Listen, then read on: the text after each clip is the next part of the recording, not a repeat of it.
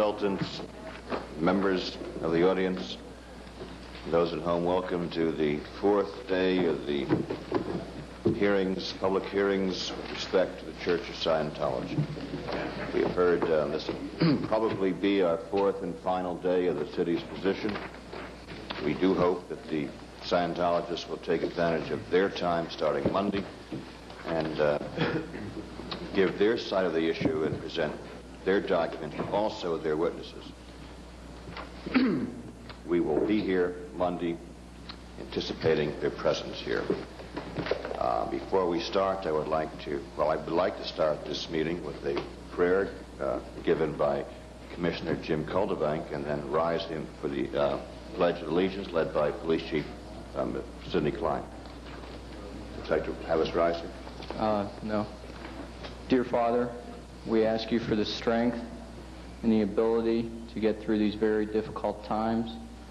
We ask for your love and also your help in deciding what is the best for the people and the citizens of the city of Clearwater. We hope that we follow your way and that every day we have a new challenge and we can meet it with great minds and with conviction. Amen. Steve? I pledge allegiance to the flag of the United States of America and to the republic for which it stands, one nation, under God, indivisible, with liberty and justice for all. Mr. Flynn, do you have any comments you'd like to make before we start these proceedings, sir? I do, Mayor. Mayor LaChair and members of the Commission, I'd like to make some brief comments about some of the things I stated in my opening that are particularly applicable to the evidence today. And these comments basically relate to the purposes of these hearings, which are not prosecutorial. We're not here to collect criminal evidence concerning the Church of Scientology in terms of trying to obtain indictments against individuals or of the organization. What we're here to do is to determine whether or not there have been deceptive sales and trade practices in connection with a number of different items of evidence that have been adduced already before this commission and will continue to be presented today. And those basically involve deception concerning Mr. Hubbard's background, upon which members have relied or would not have joined if they'd known about it. Confidentiality of auditing information. Deception in the purposes, goals, and practices of the organization. Deception concerning the article or device warning in the case that I referred to in my opening, which we will be getting in today. Deception concerning legal documents and the legal status of individuals who are entering or leaving the church.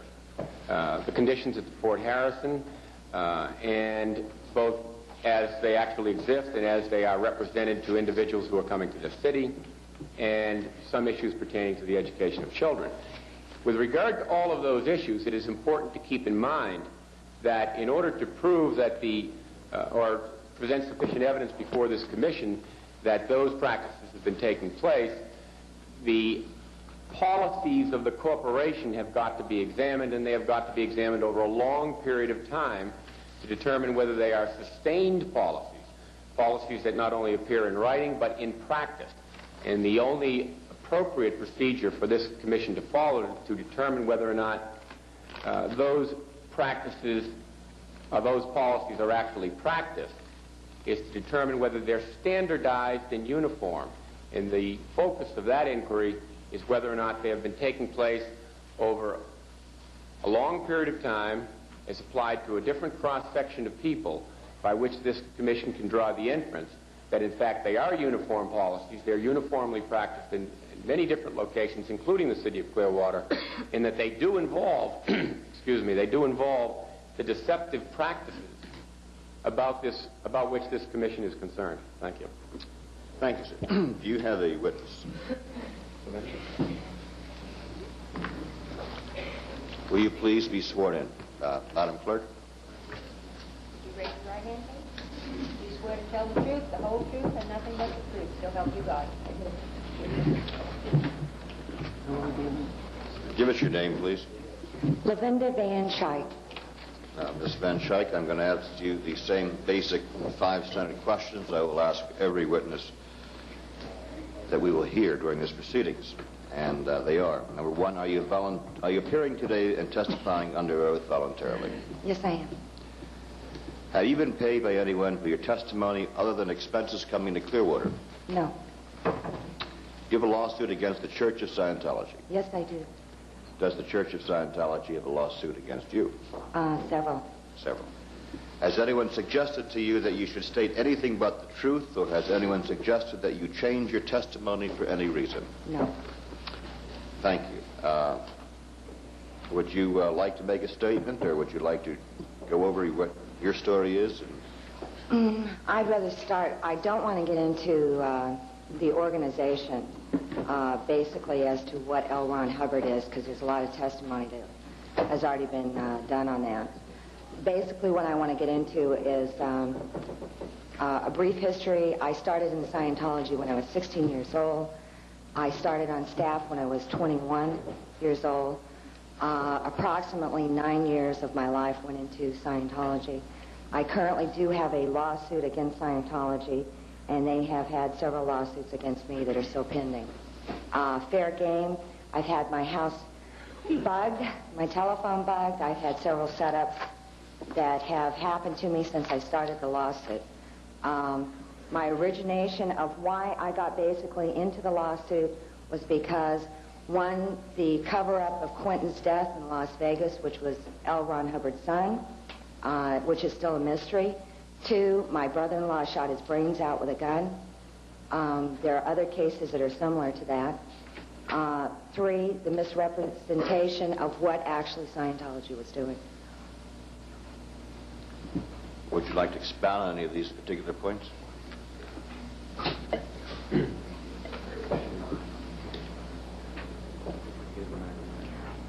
Basically, what I relied on when I got into Scientology, I thought it was like a Vista organization.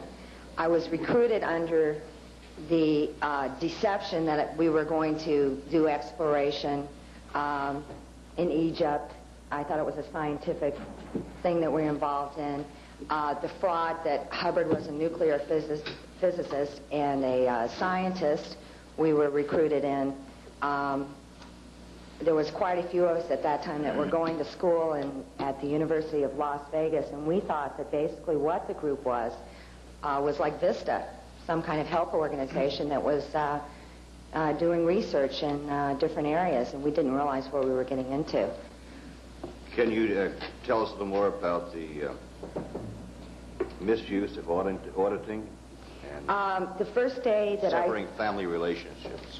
The first day I started court proceedings, well, actually, before I started court proceedings, my PC folders were sent to the press. Plus, all the information in my PC folders was sent as public knowledge for anyone to have access to. It has been a lie since day one that your PC folders are confidential. Excuse me, what's a PC folder again? PC folders, any information that you personally, if it's an upset with your husband, something you did when you were younger, it's anything personal that you have in your life that you wouldn't even maybe tell mom and dad. It's kind of like sitting down and doing a confession to a Catholic priest. And it's supposed to be very confidential. It is not. It is public information. And that was another one of the originations that actually started it. It is not something, people that are in Scientology get the idea that your PC folder is confidential. It is not. What kind of relationship did this have on your family? Divorce, split between parents. Of course, they had me disconnect from my parents. A child who is now 11 and stabilized, who was very unstable, which is my daughter. Relationships between my family. I was disconnected from my family for so many years. It took me a long time to kind of build that back up again. How I was made to disconnect was as I was taken by a lady named Pam Bevan to a room and put under auditing processes with another gentleman, and it was like what you would be called kidnap. And after thorough processing, and getting out of the room that I was in. And this was 2 weeks. No one else was there but these two people. I disconnected from my entire family. I was told that this was the next process, removed my money from the bank accounts and gave them all the money that I had.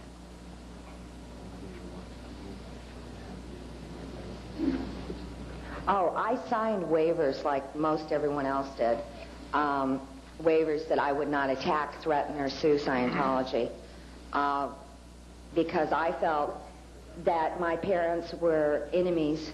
I was put through an auditing process to, my parents were not the kind of people that I wanted around me. And I'd like to also state with that fact, my mother is a counselor and a psychologist, and my father's a retired Methodist minister. And my father had, when he was in the ministry, very briefly, a client come to him that was involved with Mayor Gazaris' setup that told him, right. Yeah, that may be considered hearsay. All That's a right, we separate can't issue. use that for legal reasons. It's a separate issue that we're not here today to discuss. Yeah, it's not only a question of hearsay, it could be a question of confidentiality of the priest-penitent privilege, which is present in the state of Florida.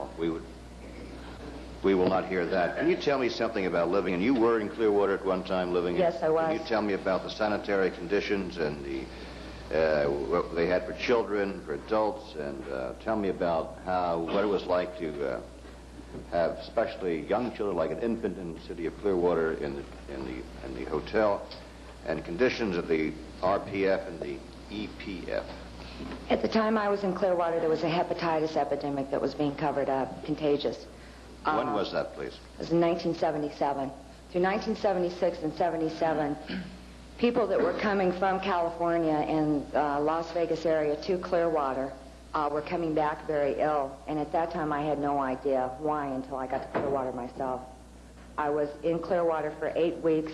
The first day that I got to Clearwater, I became ill because of the food conditions that they had in the hotel. Reported to what they call their medical officer. And noticed that downstairs people were getting inoculations for different things. At that time, that second day, I didn't know until actually about 3 weeks later that there was actually a hepatitis cover-up going on.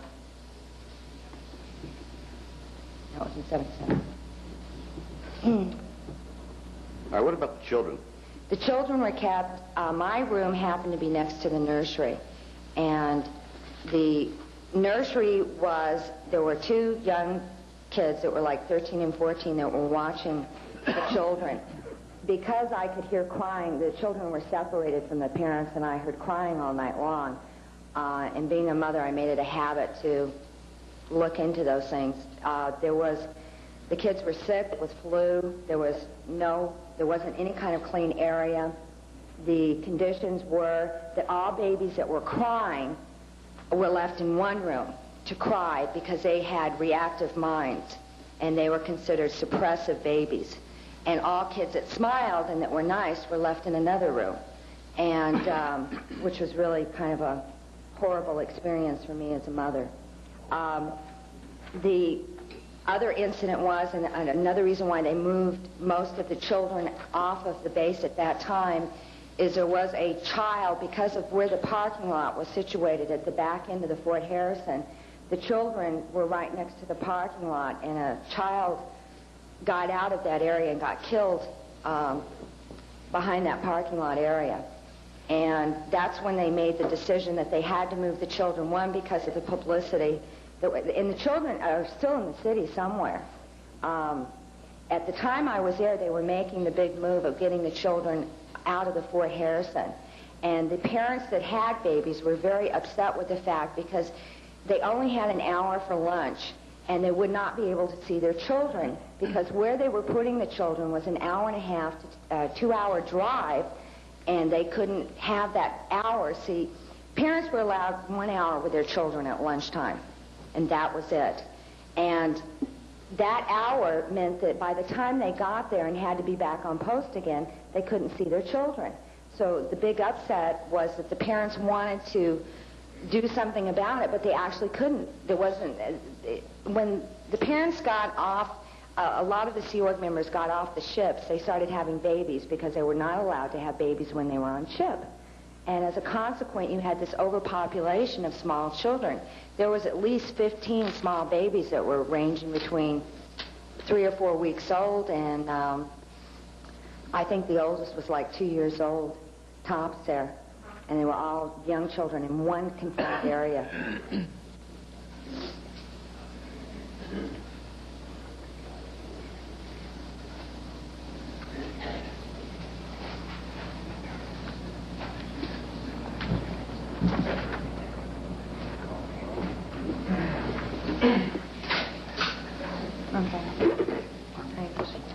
Why were the parents separated from their children, specifically their infants?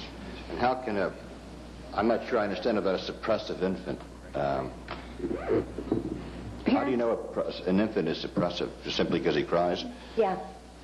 They're going through what's called a PTS. It's called a potential trouble source re-stimulation.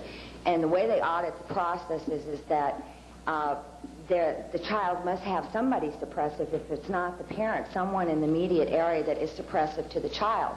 So he is being re-stimulated, and so those children were put into separate rooms and just left to cry. And the basis of it is that the babies had to handle their own type of thing. And the reason the parents were split because it's nothing but work, work, work at the Fort Harrison. And the time that they saw their children was dinner break, and that's it. And then if they had liberty on Saturday, you're talking about working 15, 20 hours a day, and that's it. And there's no human relationship between the parents, basically. And then they got separated from that. The idea is to separate you from your family. And if you have children and you have that instinct, the children are little LRHs, as someone previously said. As these children got to be 5 or 6 years old, did they attend school? At least the public school system, as we know it. Some do, some don't. Did the authorities in the Board of Education ever question or wonder or come by to check on the educational opportunities or mandatory requirements of the Scientology children? Not while I was at Clearwater, and I did speak to kids that were the Commodore messengers that had not attended school.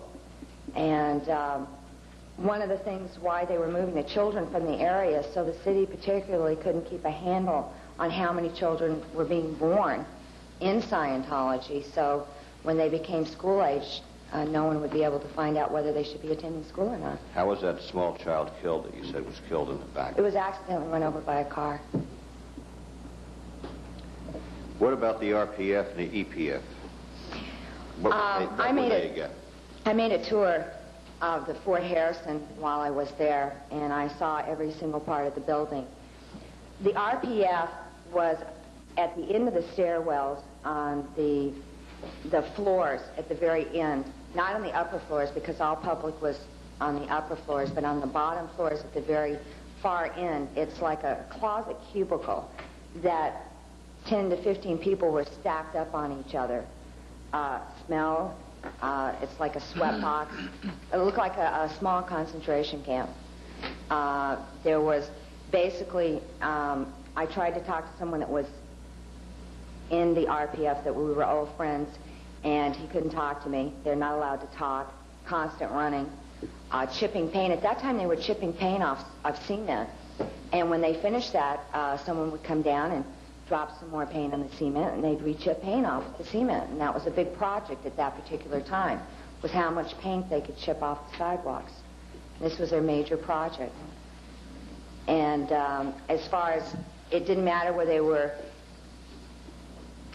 female or men, the same thing was going on, but the conditions were really gross. No cleanliness, smelled bad. At that time, they were wearing all green, and I remember that really stuck out in my mind. And dark blue to signify that we were not allowed as public people to talk to these people. It was just one of the conditions. We were screened when we came in, and we were told that anybody in the RPF was going through heavy conditions orders and were not allowed to have communication. I have been through a similar thing called EPF in Las Vegas, so I'm very familiar with this whole process. You were here from almost the beginning then. the beginning of the existence of the Church of Scientology in Clearwater? No, I was in Las Vegas at the time that Clearwater was set up. I was not here when Clearwater began. You say set up, that was... I was in Las Vegas when the Fort Harrison was put here. We got orders in Las Vegas that the Fort Harrison was here. I'll ask you the same question I've asked at least one other, and maybe you can answer it. Why Clearwater, and why do they come in under the United Churches of Florida and not what they really are?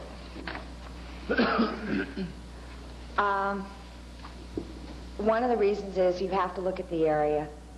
It's basically an elderly area, very quiet. They figured that the people over a certain age bracket would not stand up and oppose what they were doing. Plus the area is kind of, a quiet little city, and they figured that no one in the city would make any kind of outcry, and that if they did, they could deal with someone over 50 because they figured, a few years down the line that they were not going to be here and they wouldn't really have to deal with them. Didn't realize that elderly people get more conservative of age? They didn't realize conservativeness that was really in the area. Just being quiet. Yeah, they didn't actually see that they were going to have any problems in this area. Okay, I have a lot of more questions, but I would like to ask my colleagues. I would like to give them a chance, too. Who do I start with this morning? Do you remember, Commissioners? Mrs. Garvey? I was the last one. You were the last one? All right. Did I start with? Start with? Then I'll start with you, Mr. Caldebank. Linda, thank you for coming. You're very courageous from the very beginning, everything I know about you.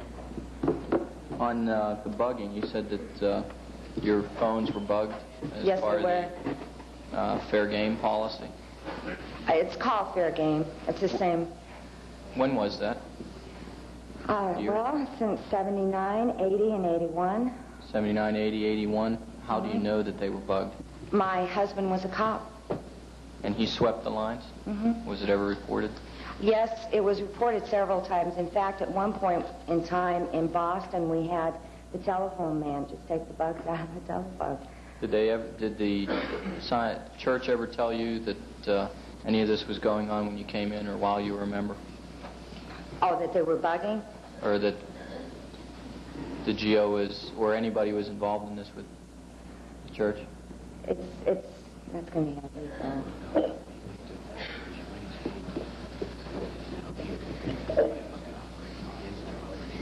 Oh, okay.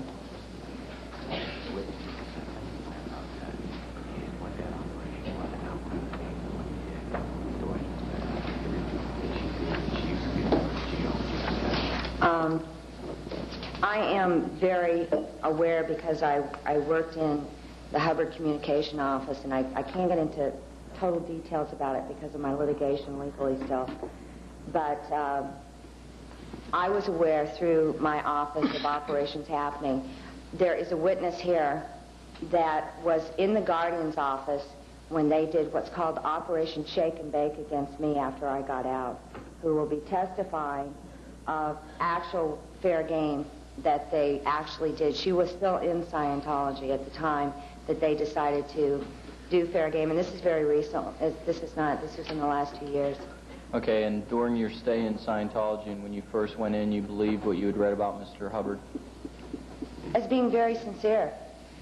You believed that he was a scientist, a nuclear physicist? Oh, absolutely. We had a full folio background that he had a degree from, different places, and that the guy was, well, I looked at him as an educated, qualified person. I realized that what we've gotten is falsified information. Well, was that...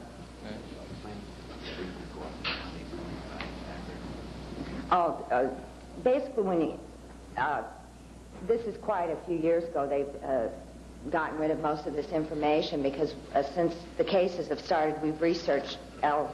Ron Hubbard's degrees, and we found out it was Sequoia University, wasn't it?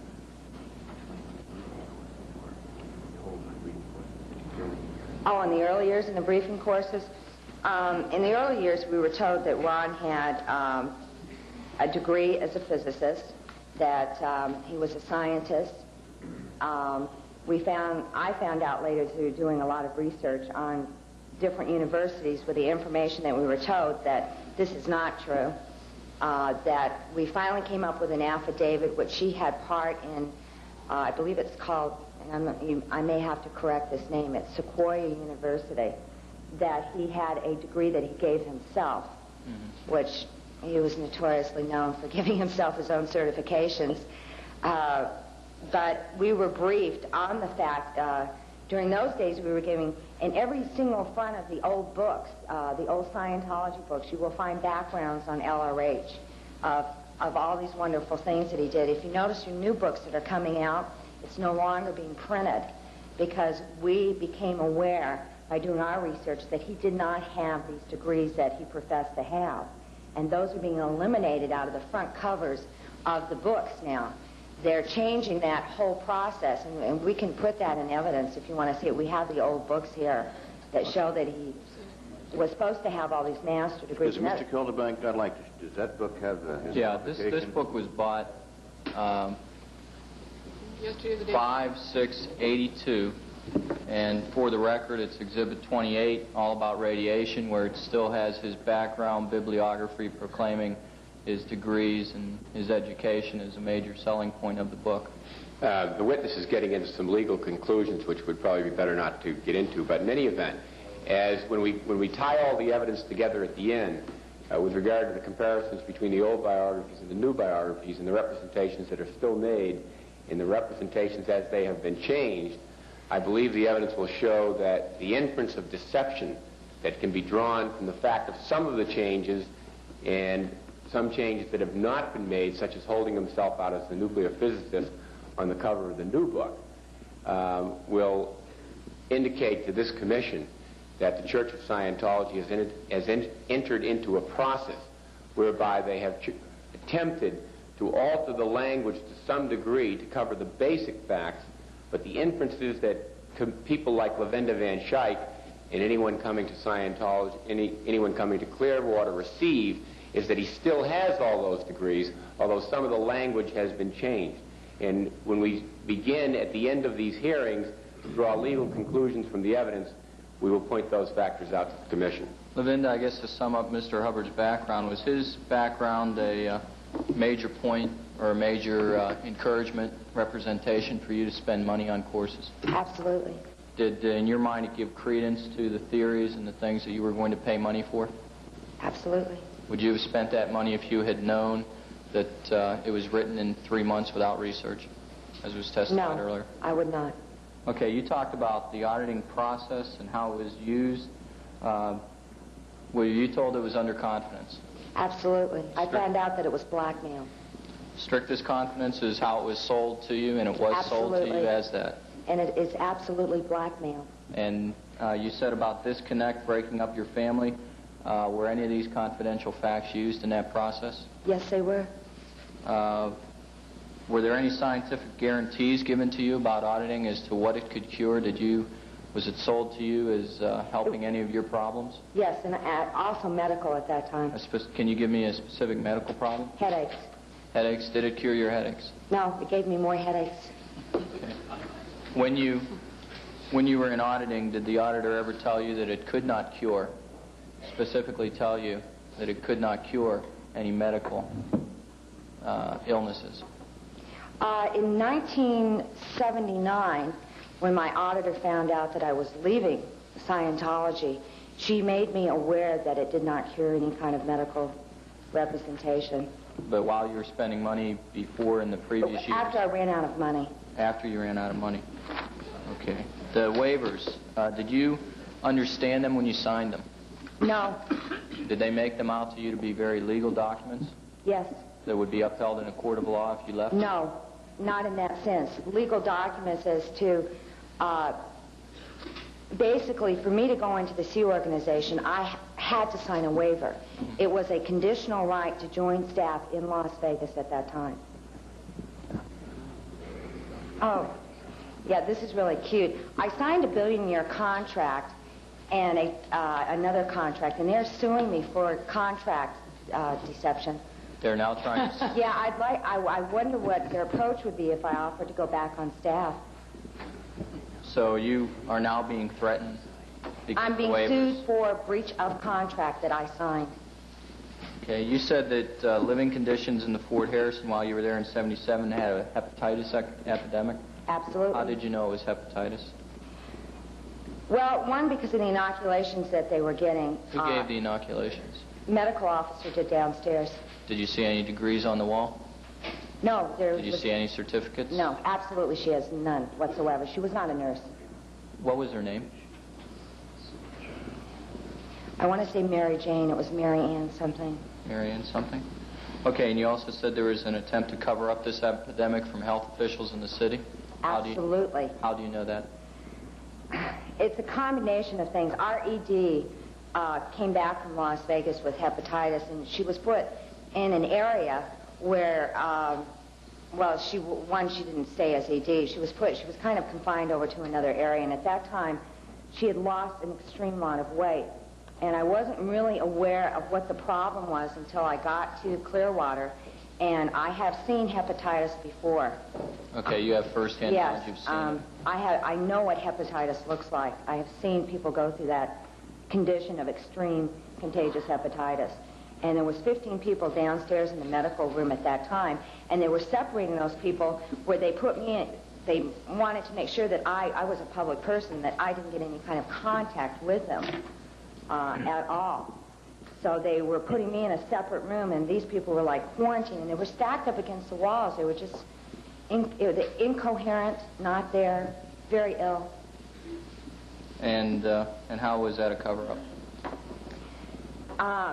Because I had ended up in an ethics situation talking to Ron Anderson at that time, the medical officer at that time, I had gotten I don't know if it was food or the water was very poor. I had gotten an infection in my mouth at that time, and the water that apparently was coming through my room was not really clean. And the medical officer gave me alcohol, and she told me to rinse my mouth out with alcohol and then swallow it. And I can imagine what the effects would have had. Luckily, I happened to take a whiff of the stuff before that occurred. And that's when I got into the discussion of what was happening with Ron, with the particular people down there. Of course, it's not discussed. And then I heard rumor with other staff talking about they couldn't talk about it. And I found out later from someone that's involved in my litigation legally that that's exactly what was occurring. It was my own guess. The medical officer then prescribed a treatment that you knew was harmful to you, swallowing alcohol, denatured alcohol. Okay. The children that you talked about. Yes, I want to answer that. Yes, that is true. The children, you were supervised by a minor, a 13-year-old or 12-year-old? 13 and 14-year-old. And they had many children that they were taking care of? There was 15 at that time. 15. Was this or more. Was this their job? This was their job.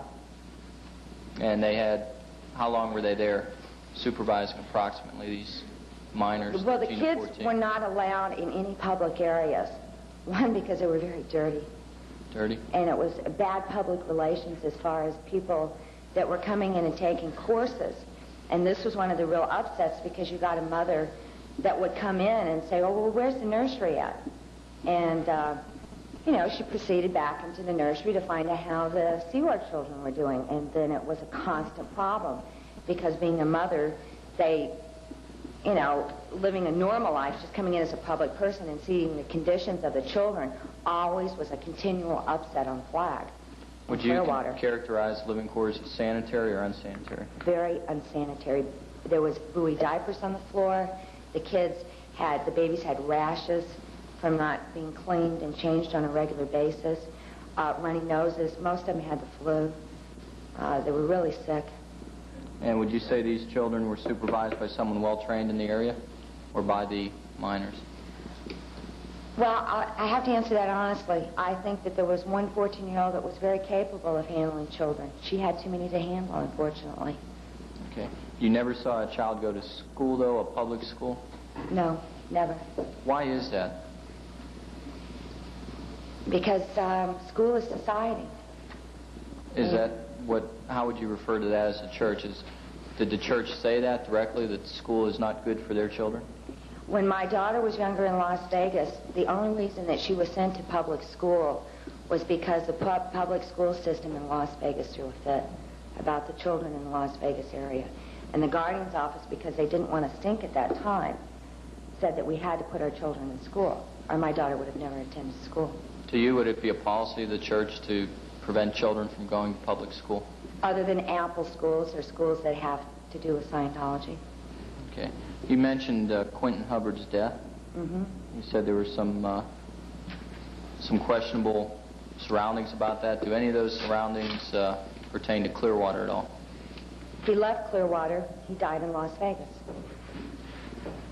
And your brother-in-law, you mentioned the R-245 process, and that your brother-in-law was found shot to death. He was found dead in his room with a .45, with a gunshot. With a gunshot wound to his head.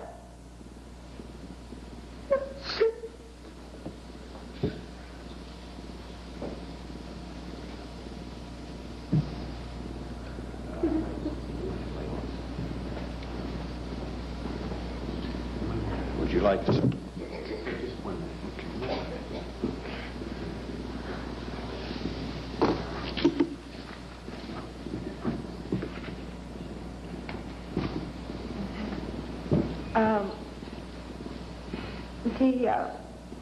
The result of David's death has never been really...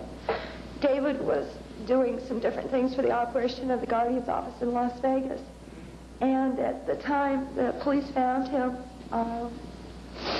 he was found in a room with a .45 and a suicide note. He'd written a letter to my parents. He was married to my sister, and the last letter he'd written was how wonderful Scientology was, and he was doing a little mission. And anyway, the result of David's death put my sister under psychiatric care, and things have been basically the same since then. I don't think it will probably be the first or the last incident that will be uncovered through the next few years, and if people really kind of wise up and look at what's going on, I think the only question that could really be answered on Quentin or David's death would be Artie Marin, and it would be really nice if Artie appeared to these hearings. Thank you. Mr. Burfield, do you have any questions? If you're finished, Mr. Curl, Mr. Goldman. Yes. Mr. Burfield. Yes, ma'am. I have a couple questions here. You said you had a suit that was pending against the Scientologists. Is that correct? That's correct. Did you sue them first, or did they sue you first? Who attacked who first? They attacked me first. By attacking, I mean following. Who sued first? I sued first, legally. We, one of our local newspapers, in this morning's newspaper, had been kind of led to believe that maybe we had not been grilling you people thoroughly enough to establish the authenticity of your statements. Mm-hmm. I thought we had, personally. I think that our interest is so deep in Clearwater. But I must ask this question even under the extreme emotional conditions. Did you come because you want to be vindictive towards a Scientologist, or what is your purpose in being here? No, absolutely not. I care about the people that are down there at the Fort Harrison. I would really like to see them straighten up their act. I would like to see kids get an education, which I feel that they deserve. I would like to see the dirty tricks stopped. And I genuinely would like for the people that are in the Fort Harrison to realize that the people that are involved in my case or their own personal cases genuinely care about what's happening with those people, and basically just trying to let them know that there are other things that are going on that a lot of times then they won't find out about unless a hearing like this actually happened. And because you have so many different Scientologists in so many different areas, that one may not be aware of what's happening in Los Angeles or in other areas. My intention was never to be vindictive against Clearwater. My intention was just to actually expose the truth. And if they can handle the truth, fine. Now, you earlier had made some statements about misrepresentation. Mr. Calderbank has gone over pretty well. But when you use the word misrepresentation, what does that mean to you? They represent themselves as a religious organization. Exclude the religion. As far as auditing processes? Yes, ma'am. Auditing processes are supposed to be confidential. They are not. You go in with the attitude that you are getting an enlightenment and that your personal life will be private. That is not true.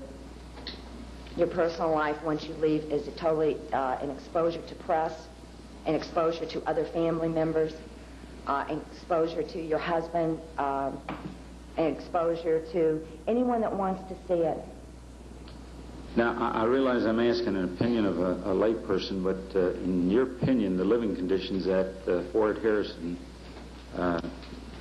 is there a health problem there? There was a health problem when I was there. Whether there is not, I have not been into the Fort Harrison in over 3 years now. And if I also understand you, well, let's strike that. These technologies of fair game, the blowing student, and what have you, the last time you had contact with the Scientologists, were those still in effect? Absolutely. Have never changed from day one. One of the biggest questions I've been asked by people is, you appear to be well above average and adjusted to this. What would cause a person to go into Scientology? I think all people kind of have an inner nature of genuinely caring about other people. I think people that get in the organization usually are people that should go into the service or Vista or Red Cross, or they generally, they're people that I consider that have what's called a help instinct. Okay. Mr. Burkfield, I understood that question to mean to call for her opinion as to what she thinks the inner reasons are, and not to be a question of the type, what representations were made to her at the outset that induced her to go in.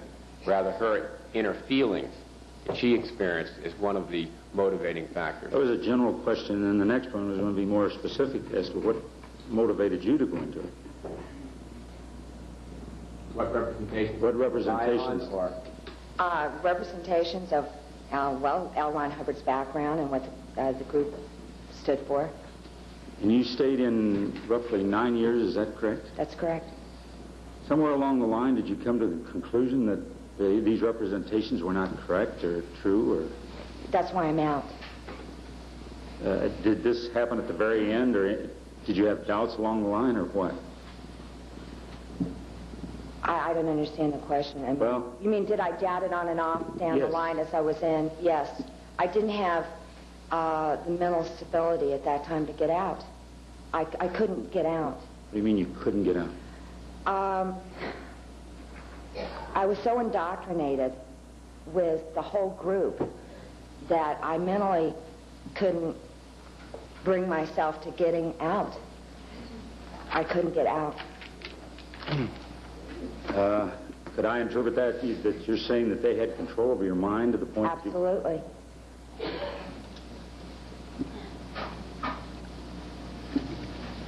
The courses that you audited courses here in Clearwater, is that correct? Yes, I did. Those courses that you last audited here or took here in Clearwater, how could you define those in layman's terms? Were they true courses, or were they misrepresented, or what? Well, it's interesting because the courses I took here were what's called the Hubbard Communication Ethics Officer. And basically what that is to establish ethics in the community and to have the organization run on a very ethical process. And I realized that after I finished the whole course that that's not what was being represented in Clearwater. I took a course that was totally false. Do you know the meaning of the word Dianetics? Yeah, Dianetics is through the mind. That's exactly what it is. It's through the mind. Through the mind, you get caught. Just a little off the subject, but it goes along the line. I noticed in the same morning's paper that I was reading that the city of Austin, Texas, was requesting they declare a day of Dianetics. Do you think Clearwater ought to declare a day of Dianetics? I mean that to be... Almost every other city has. Why? Well, it's public relations. It's a great way to get the public interested and to what they consider very good public relations, and to get city and government officials thinking that they are very, we're just the nice guys. It's what's called the big scam of promoting to agencies, especially politics and press, that they are the nice guys when they are not the nice guys. I have just two other questions here I'd like to ask you. You've heard some of the testimony that has been given here, is that correct? Absolutely. In your mind, as a layman, do you feel that we have been fair in attempting to detect the truth about Scientology? Yes, I'd like to hear the other side. I hope the other side comes and appears. I really do. I don't want this as a one-sided session. I hope that they do show up and they do appear. But I want them. It's too bad that they couldn't let the staff of the Fort Harrison sit in on these proceedings. Of course, the staff is told not to read newspapers or communicate with anyone that has left Scientology. And I would have really liked the whole staff to attend this, because I consider it a committee of evidence, and I'm sure that staff would understand that totally. One last question, and I ask this of everyone.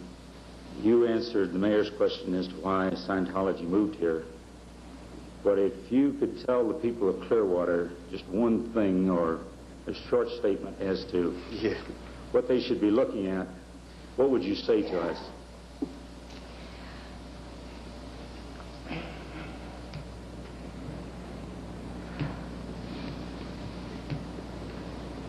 Just be careful of the nice guy that's smiling on the outside, extending his hand with good public relations, because you'll find out in the long run when your own personal life is exposed some way to that individual, and they have ways of finding out those things, that you will find out that it will be used against you.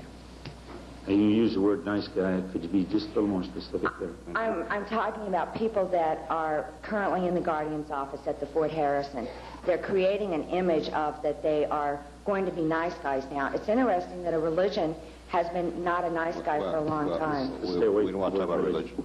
All right, well, whatever. An organization has not been a... They have not represented what they really are. I am glad that the hearing is here, because there are people that are out of Scientology that are trying to represent to press and to people exactly what they are. And it's like the only reason the witnesses are here at this time, we were in for a long time. We know how things are covered up. We know exactly what is going on. And no matter how nice they say that they are being as an organization, I believe it for about 2 days. And that's my extent of it. And it is just a nice front that changes. And it will go back to exactly what it has always been, no matter what kind of public relations that they put out to press or put out to anyone else. I have not seen that dramatic of a change in the organization, and I don't personally believe them. And anyone else that does, that's entirely up to them. Just as an aside, before you go to Mrs. Garvey, you were hoping the Scientologists would participate or watch these. The Scientologists are taping this entire 4 days, and I hope that they will show it to their people within the organization at an opportune time and gather them in a big, great hall up there in the Fort Harrison. I doubt that staff will ever see this film. Well, they are... Other than the Guardian's office. And that's really unfortunate. Other than them splicing something. I doubt that staff will see this film.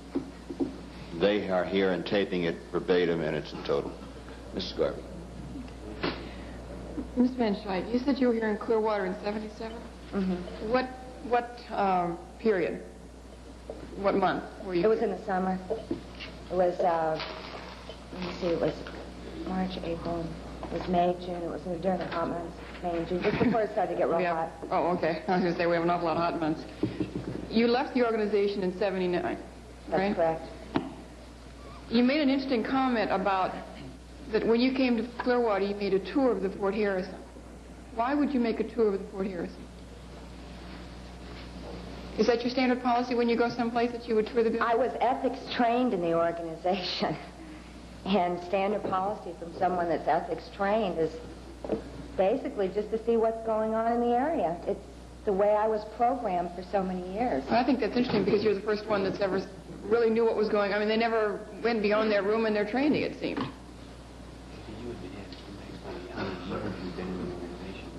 I had kind of a freedom in the Fort Harrison. See, I'd been in for years. And being that I was taking an ethics course... They didn't doubt that you would ever question anything? Yeah, that I would never question what was going on. Basically, they didn't think, and definitely that I wouldn't report it. I mean, the course that I was taking was ethics. So someone that's taking those kind of courses surely isn't going to go around to press anybody and expel on what's going on. You also made comment that you're part of the Sea organization, and yet you came here as a public person?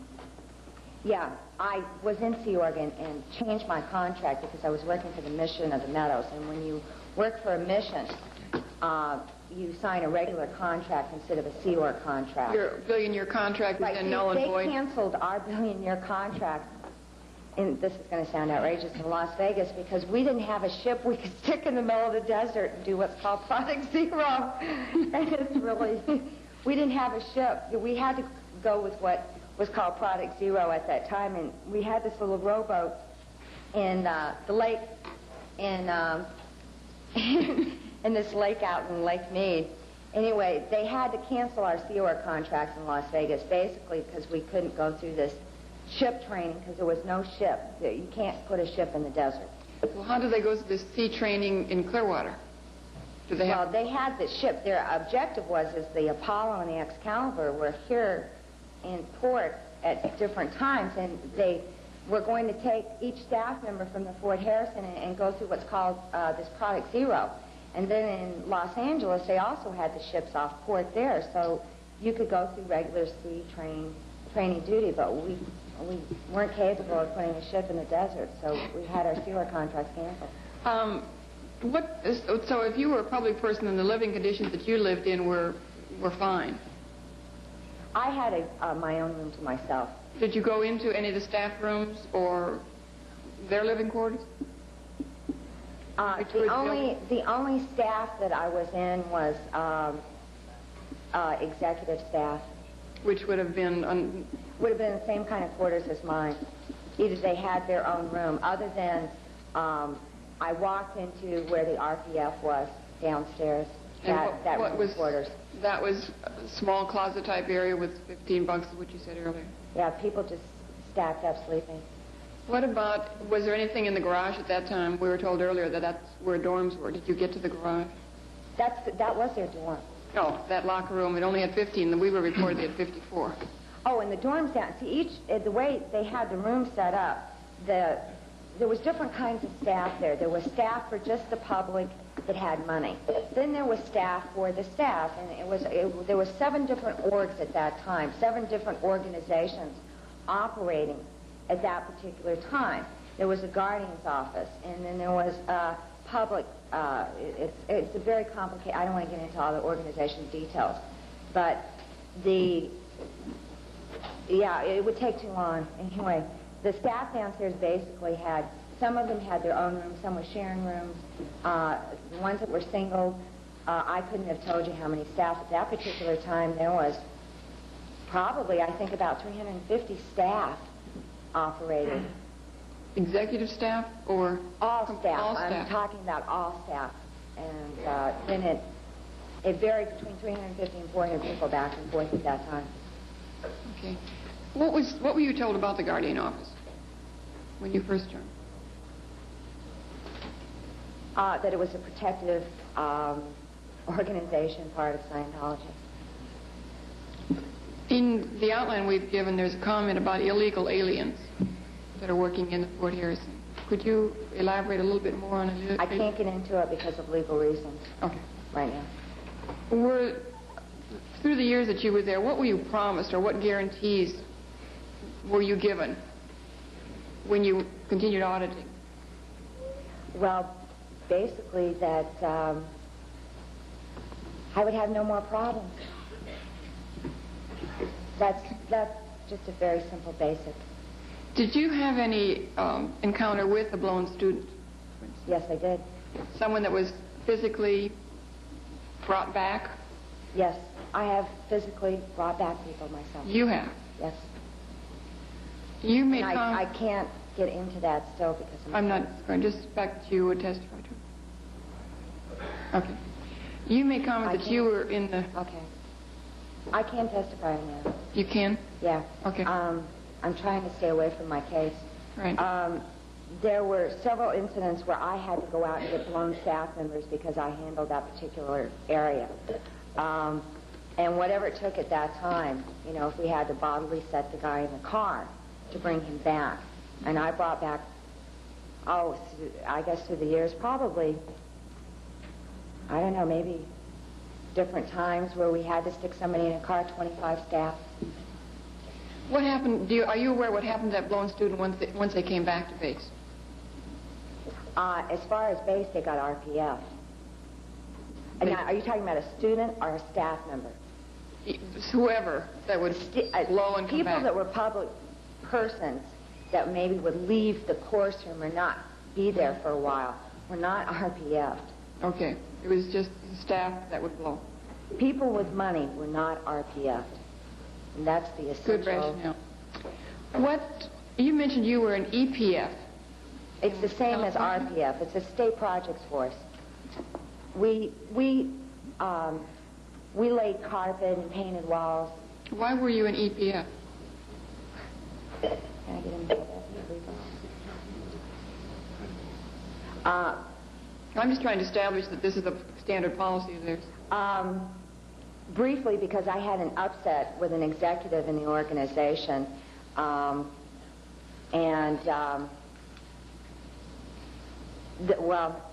been in EPF several different instances. The one that I could probably expound on the most is I disagreed with the fact that Barbara Glass wanted to leave my 5-year-old locked up in a building by herself and leave her there. And I did. That was the first time. That was one of the last times I actually got EPF'd, because I got in a fight with an executive officer because I refused to let them lock my child up for any reason. See why you blew. Your husband, is your husband a Scientology? Or no, he's not. He's not. Okay, I can't think of anything else I was going to ask. Mr. Oh, freeloader's debt. Were you charged a freeloader's debt when you left? What was the last amount? 22,000. It was some enormous. I think it was 22,000 I was charged after I worked 15 hours a day, 7 days a week. You were here in '77. Did that not give you a feeling that there was something wrong? Yes, that actually, my experience with being at Clearwater, I knew definitely something was wrong. But you still weren't able to leave yet? Not until almost a year later. I didn't pull things really together for almost a year after that. Okay, thank Mr. you. Hatchett? I probably have two questions, please. You spoke in terms of that child that was accidentally killed in the parking lot. Yes. Did you actually witness that yourself? No, I did not. How close did you know the evidence may have been true? Someone told you, you knew the ambulance picked him up? Someone told me, and there was a lot of uproar at that. Just before I got there, there was a lot of uproar going on. And that's when the whole change came about, that all the children had to be removed from the Fort Harrison. And whether they placed them? Good question. What was the question, Mr. Hatchett? Where did they place the children? Where did they place the children after removing them from the Fort I have no idea. But you knew where yours was. Mine is with me, thank God. I mean, during this time. Mine was not, thank God, in Clearwater at that time. Okay. Will you ask her if the death of this child is ever reported to the police? Good question. Was the death of the child ever reported? As far as I know, no. All right. To establish whether or not the guardian officer was following policy, when they use shake and bake against you, is that the correct term? Yes, it's called shake and bake. All right.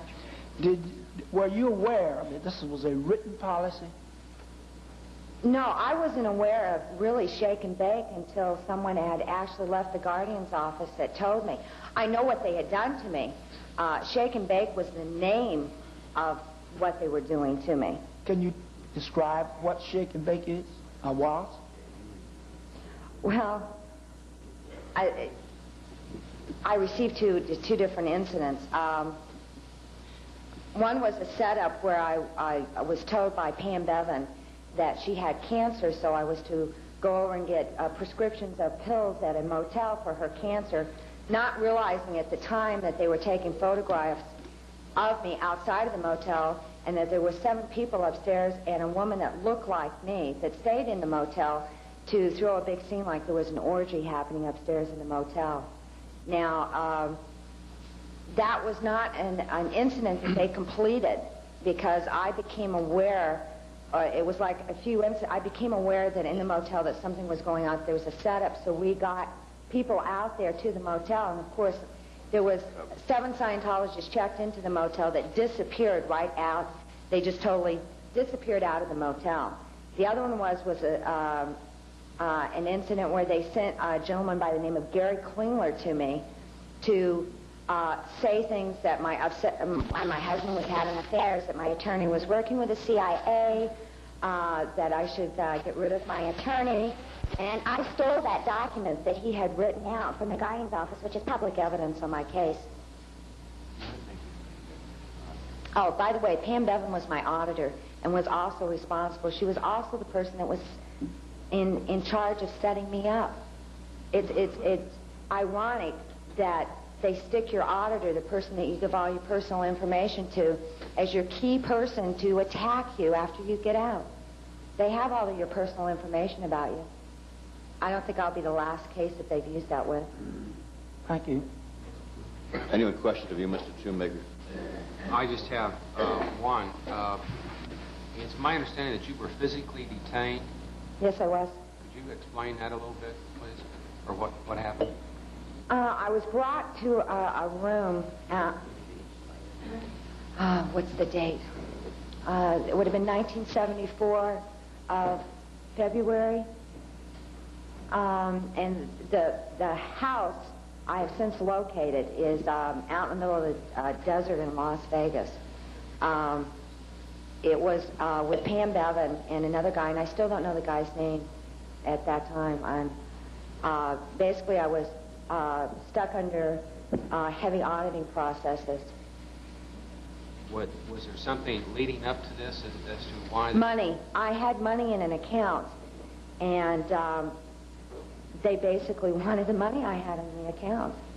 You were actually locked up and were not allowed to leave? I was not allowed to leave.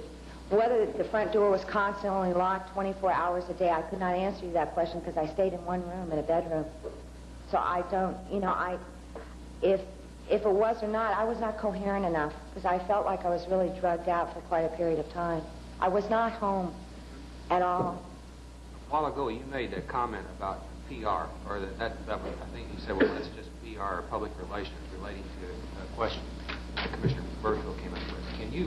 Are there procedures that are established relating to public relations in terms of how these things are dealt with people outside the organization? Anytime there's bad press or an ex-Scientologist reporting the truth, they do a whole campaign to show what a nice guy they are, like open house. They clean up their act, basically.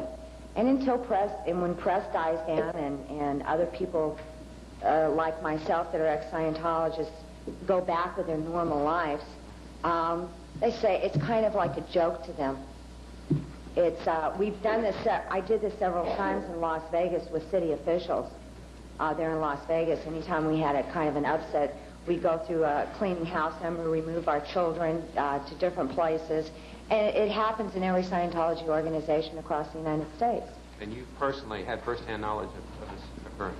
I mean, you actually participated? We've done a cleanup in Las Vegas, and at the time that I was on flag, they were doing a cleanup with the children, getting the children out of the area. Thank you. I'll go back to the child that was run over. I have no reason to believe that it certainly was. I'm sure it was an accident, but you don't know that if it was reported, or you say you don't think it was reported to the police? I don't know whether it was reported or not. The child was only like 2 years old. Do you know the name of the child? Yeah, but I'm afraid of getting in a lawsuit. All right. I don't. On this particular issue, for the information of the Commission, we have been investigating it for some time, and I've had some conversations with 1 or 2 city officials about it. And I can say that my office is currently investigating it. There is a person who has some knowledge about the subject, and at the present time, however, our investigatory efforts are inconclusive. I understand. You contributed a lot of money, and the organization received a lot of money. Do you know where that money went for? I mean, apparently they were not, I will not speculate. What did the money go for? What did it go to? You took in millions of dollars a week, certainly millions a year in Clearwater. Where did all that money go? So L. Ron Hubbard could live very comfortably, and the executive staff could live very comfortably, is my assumption. I haven't seen money go back to staff, and I'm sure that the staff currently at the Fort Harrison, if they ever sit down and look at their CGI or their gross income and ask themselves the question as to really where all this money is going, they would probably, if they really studied their income policies really closely, they would find out that it's not definitely going back into staff, and it's not going back into what they think that it's going back into. I would say it's going into people's pockets.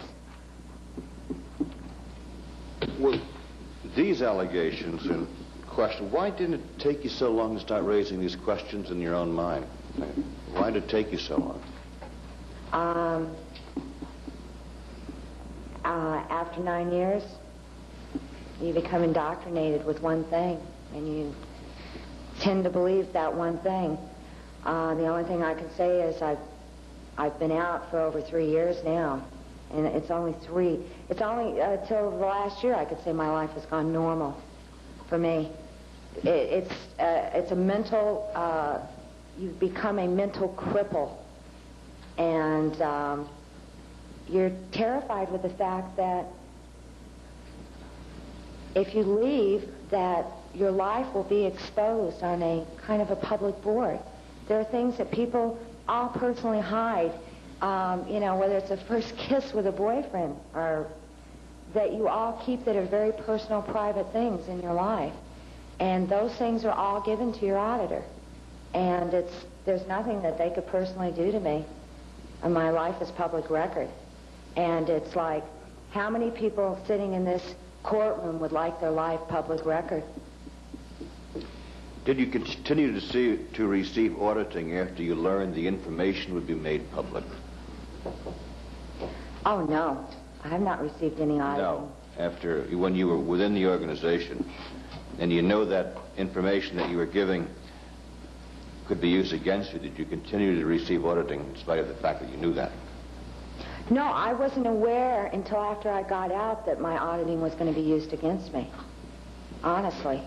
I don't think any person's really aware until they get out that their auditing is public information.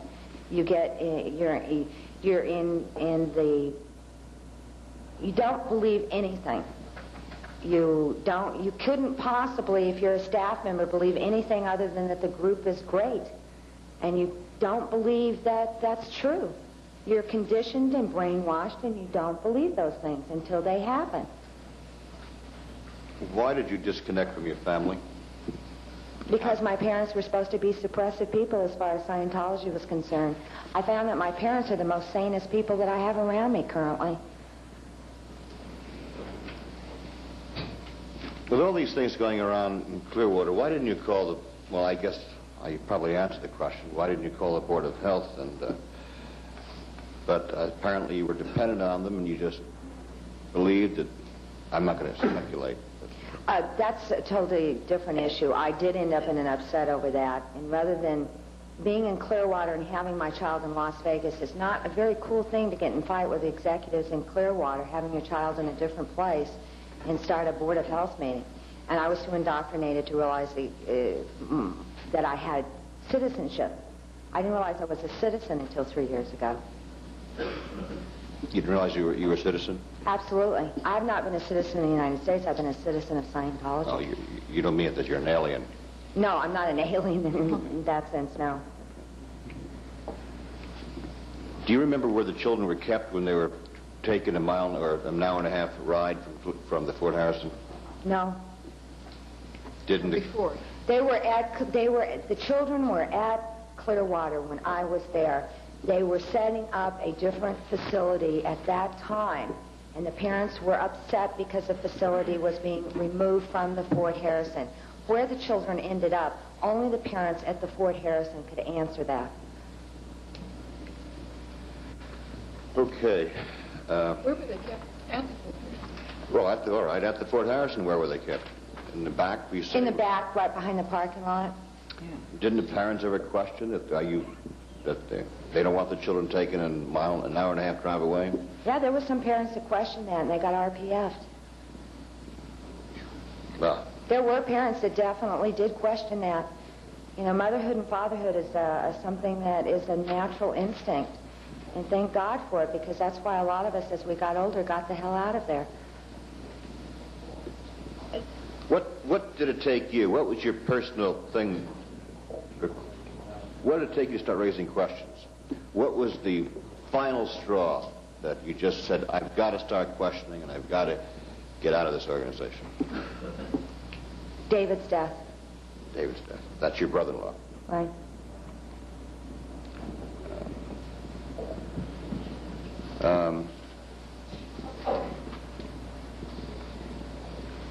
Well, you said it. Yeah. You know, you're a mother, and I assume a good one and all, but when you saw these children in such deplorable conditions and living in such deplorable conditions, and infants being known as repressive, didn't that bother you? Why didn't you report it to somebody in authority within the county or city governments or the police department in this county?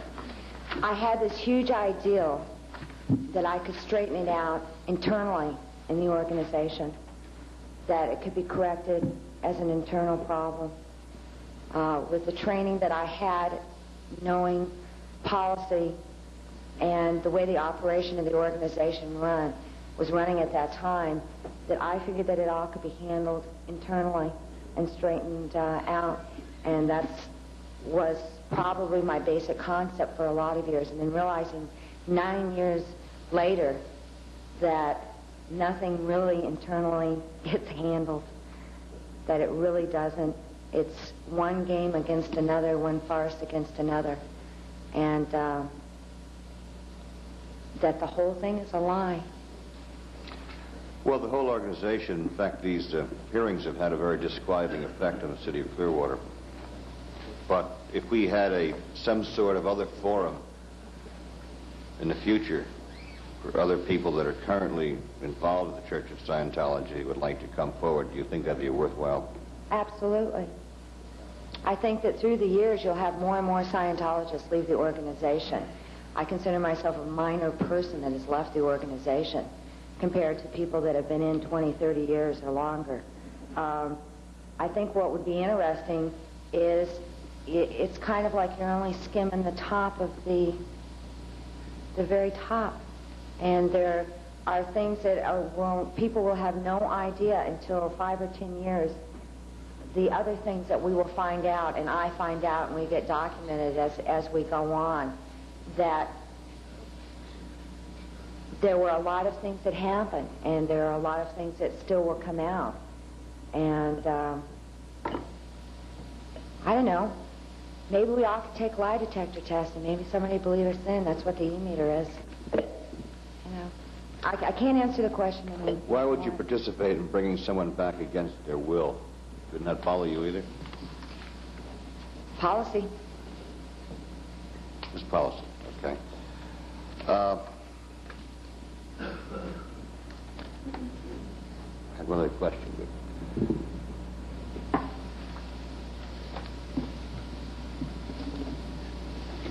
You mentioned that you felt like your mind was controlled. How was your mind controlled? By the same thoughts, repetition, or how do they control your mind? Well, if you took a good look at Korean brainwashing, no sleep, long hours,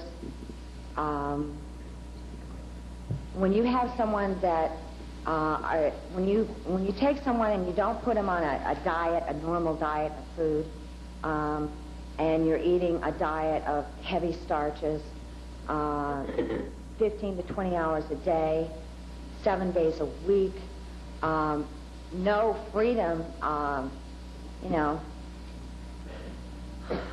no freedom to really enjoy what's going on in life. I'm sure if I was at the Fort Harrison on staff now that Saturday would probably be a big thrill if I got liberty and could see the beach. You don't really you're not capable. You get so entwined into the organization and repetitious, the terminology. It's like a secret terminology, and it's like a little clique when you're in high school, and you get caught up into that whole game and the constant over and over and over and over again, the same thing. It's just like when your dad says, tie your shoes, tie your shoes, tie your shoes. And you tie your shoes. Seems to me that I've asked this for one other witness, that it seems that your house divided against itself, and I don't know how you could trust each other. I mean, if you're forced to work long hours and for little or no pay, and your child is rarely with you, and others are participating like that, how in the world do you learn that this organization held together? I mean, without trust and friendships and loyalties. They think that they all trust one another, that they're working for one goal of mankind, which is a real fascinating thing. And if the staff really took a look at internally what's going on, I'm sure they've seen their GO personnel and their high executives are sure not in target lines presently. If the staff presently looked around at all their heavy weights that were there a year ago, they sure are not putting their names on any kind of policies, and they're letting some dumb staff member, as far as I'm concerned, become the scapegoat. The guy that's going to end up in a committee of evidence is the fool that puts his name. The only thing I can say, guys, don't ever put anything in writing. You know? Make sure that you don't put it in writing, because that was L. Ron Hubbard's stable datum. And that's exactly how you get yourself nailed. Don't put it in writing, because you'll find out eventually it gets used against you. Well, like Mr. Walters was in for 17 years or more. Two ladies were in for 17 years. You're in for 9 years. When all these people leave, who's left running the store? What would be really interesting is when all the people leave, what they will have is what we used to call in ethics the psychotic cases. They will be the guys that are left there at the Fort Harrison. It'll be very interesting to see how the Fort Harrison operates at that point in time. Because I think that the able beings, and I'm seeing what's going on, and as far as I'm concerned, the able beings are getting out. They're not becoming the scapegoats anymore. And the smart ones will get out. And what you will be left with is a lot of crippled psychotic kids that have no backbone, their moral justice will be tied into, it's like a Nazi German camp. Spy, who can spy on who. And you will probably at that point in time have to have a lot of heavily trained people that know how to help them. Will they be classified as good Germans? Well, if they take a look at what's going on, that's exactly what's happening. I have no other questions. I think that we've been questioning you long enough. Mister, you have something you must add? Just one more. Lavenda, you were an auditor, and you had a lot of professional knowledge in both giving and taking the auditing. of Scientology in their courses and in their background. As a professional opinion, then, would you feel that public scrutiny of financial transactions Absolutely. in the church Absolutely. would either prevent you from giving or prevent students from taking or impinge their freedom? Absolutely. It would absolutely not prevent them, or it is absolutely needed to further this ability to... You mean as far as, I'm not sure if I understand, giving them money?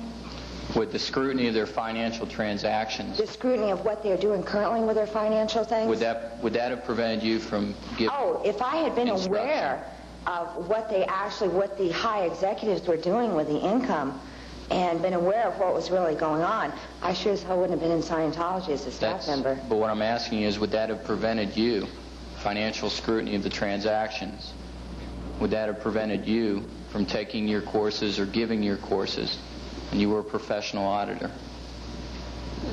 Would it have prevented me from giving courses? I think she's answered. Right. Yeah, I've answered the question, yes. I would not give courses if I had known what was going on with the income. Okay, I don't think I understand it in any other sense. I believe that you have in various ways, but do you want to be satisfied? Would it have affected the freedom of the religion? We don't want to talk about freedom of religion. That's another issue that we shouldn't get into. I want to ask this question for the city attorney. He wants to know about this big scam that you've mentioned in publicity and promotion, and how is this big scam accomplished? You mentioned something called a big scam. 10% of their CGI has always been unaccounted for. And basically, it's the gross income. It's what you take off the top of the organization. In each city, there is most of them, like in Las Vegas, there was a mission, and then there was what's called an org, or the main organization. The mission holders, basically, were in control up until recently over monies that were going in and out of the organization, which made a lot of mission holders very wealthy, until they have recently changed that. The orgs were taking all of their money and sending it on to Los Angeles and to Clearwater. And they were basically just the workhorse. It's like the lower working class of the whole organization is what basically the orgs are. And while the orgs are taking on getting people in and flowing the money process, the executives are living pretty high on the hog if they really take a look at what's going on. Would it be safe to assume then if an org takes in $500,000 a week that $50,000 would be going to someone else? Absolutely. Off the top. Sure. You have this? One question. One question. To your knowledge, Clearwater is flag base? Absolutely. So all orders would come out of Clearwater. Whatever happens in the organization will come out of flag base, which is Clearwater. Through Clearwater. Everything gets cleared through Clearwater. Clearwater is the seed of the operation. Okay. Thank you very much for your testimony. You're another very bright woman, and we admire you and thank you for coming. At this time, I'm going to introduce an affidavit from Stephen Garetano, and I'll read briefly from it. In order to save some time, I'll skip over portions of it and read the pertinent portions into the record. My introduction to Scientology was in January of 1977, when the following representations were made to me concerning the benefits of auditing in Scientology. These representations were that auditing was scientifically guaranteed to confer the following benefits. And then there's a number of them listed, which I won't read. And then there's a statement about Mr. Hubbard's background and Mr. Garetano's reliance on them. Based on the above representations, I joined the Church of Scientology. After 2.5 years' experience as a Scientologist, I eventually discovered that the above representations were false and made for the single purpose of enticing people to purchase auditing and courses into our joint staff. In early 1979, I was at Flag Land Base in Clearwater, Florida.